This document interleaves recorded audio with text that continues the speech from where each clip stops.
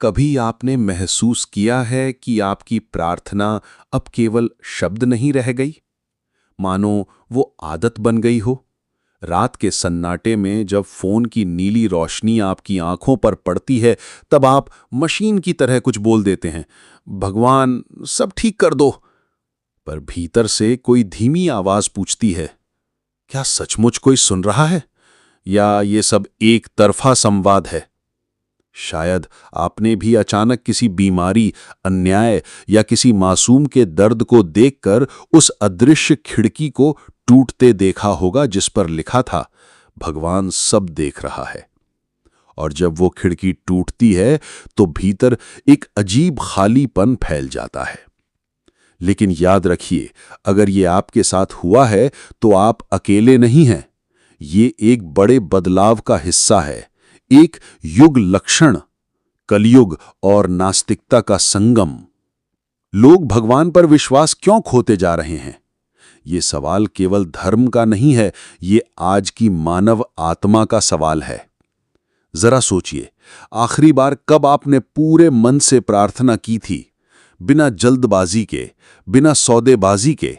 और आखिरी बार कब आपने आकाश की ओर देखकर कहा था कि अगर भगवान है तो इतना अन्याय क्यों?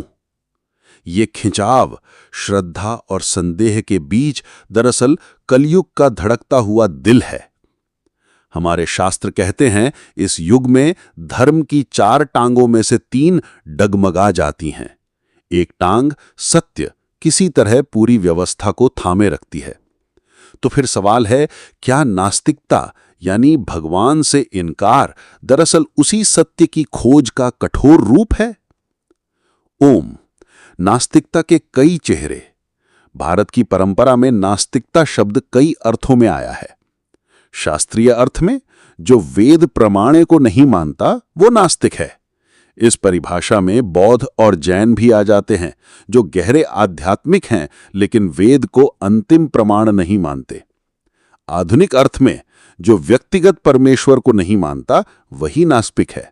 बीच में एक तीसरा इलाका भी है, अज्ञेयवाद, जहां मन कहता है शायद कुछ है पर मुझे यकीन नहीं।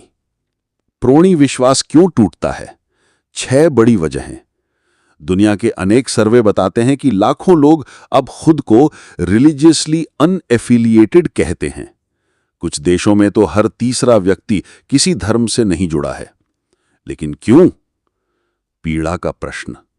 जब निर्दोष लोग कष्ट झेलते हैं, जब भूकंप, महामारी और युद्ध मासूमों को लील लेते हैं, तो मन पूछता है, अगर ईश्वर सर्वशक्तिमान और सर्वदयालु है तो ऐसा क्यों? शास्त्र कहते हैं कर्म का बंधन है, पुनर्जन्म है, स्वतंत्र इच्छा है। ये उत्तर दर्शन में सुंदर हो सकते हैं, लेकिन ताजे घाव पर मरहम बनने में वक्त लेते हैं। दिल अक्सर इन तर्कों को मानने से इनकार कर देता है। विज्ञान की रोशनी, पहले गर्भ, ग्रह, बिजली सब रहस्य थे। जहां समझ नहीं होती थी वहां लोग कहते थे भगवान है। इसे ही कहते हैं गॉड ऑफ द गैप्स। लेकिन अब विज्ञान ने उन गैप्स को छोटा कर दिया है और बहुतों के लिए भगवान की जगह भी छोटी हो गई है। फिर भी एक उल्टा सच भी है, जितना विज्ञान बढ़ा उतना ही ब्रह्मांड की जटिलता, सुंदरता और रहस्य सामने आया। क्या विज्ञान ने आपकी श्रद्धा घटाई है या विस्मय बढ़ाया है? संस्थाओं का अविश्वास। जब धर्म के प्रतिनिधि सत्ता और लाभ के खेल में उलझे दिखाई देते हैं, जब पाखंड उजागर होता है, जब पवित्र भाषा हिंसा में बदल जाती है, तो लोग कहते हैं अगर यही भगवान का प्रतिनिधित्व है तो मुझे ये भगवान नहीं चाहिए।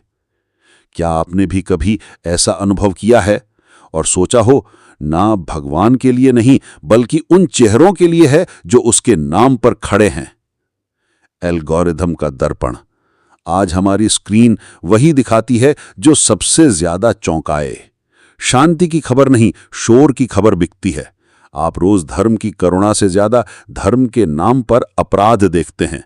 धीरे धीरे मन निष्कर्ष निकालता है, धर्म बराबर खतरा। क्या ये खिड़की आपके विश्वास की दीवार में दरार नहीं डालती?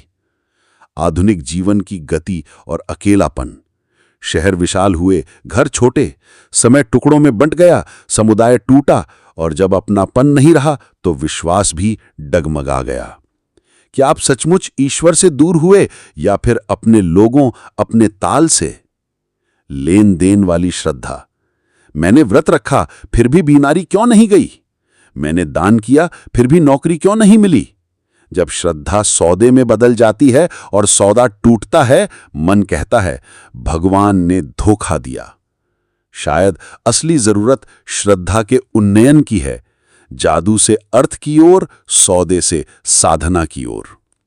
प्रार्थना का रूपांतरण। क्या प्रार्थना का उद्देश्य बदलना चाहिए?